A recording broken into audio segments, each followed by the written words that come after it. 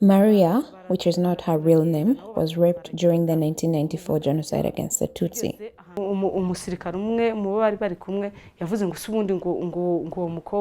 One of the soldiers asked, "Why don't you give me that girl?"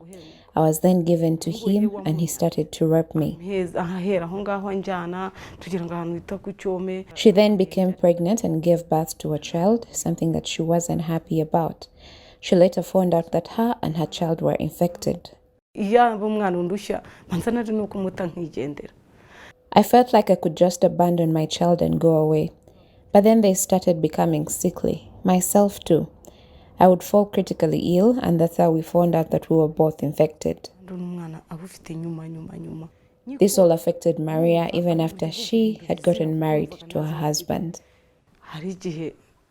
There are times he would tell me and encourage me that we need to build our own home, and I would disagree with him.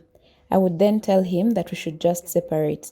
I would even ask him to lie that he caught me cheating so that we could separate. I really gave him a hard time. Maria is now married, and her firstborn, who she wasn't happy about in the beginning, is now her best friend. They are now grown up and even got married as well. As you can see, I'm now fine. I have 3 children. The first one is married, the other one is in high school, and the youngest in primary school. All of them are girls. Don't you think I'm doing pretty well? Maria's story is the same for so many other women who haven't gotten the strength to recount their story, just like Maria. They, however, share with professionals that follow up on them, including non-government organizations such as Sevota, where Maria convenes too. The founder of this organization says 28 years later, these victims need to be further assisted in order to heal. They should not blame them. They should not add to their pain. Rather, they should be helped to be lifted up and out of that trauma by encouraging them and telling them words that uplift them.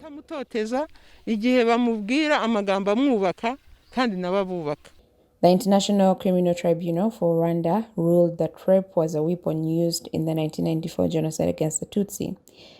Alois Mutabingwa, a lawyer who represented Rwanda at the tribunal, said that the international community should set up ways in which victims could be effectively taken care of.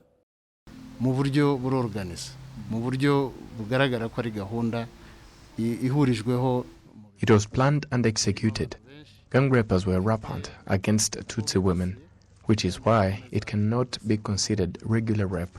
Rather, it was a crime against humanity, and the late Judge Kaima was the first to rule it as such during the trial of Jean-Paul Akayezu, who was found guilty and sentenced to life in prison.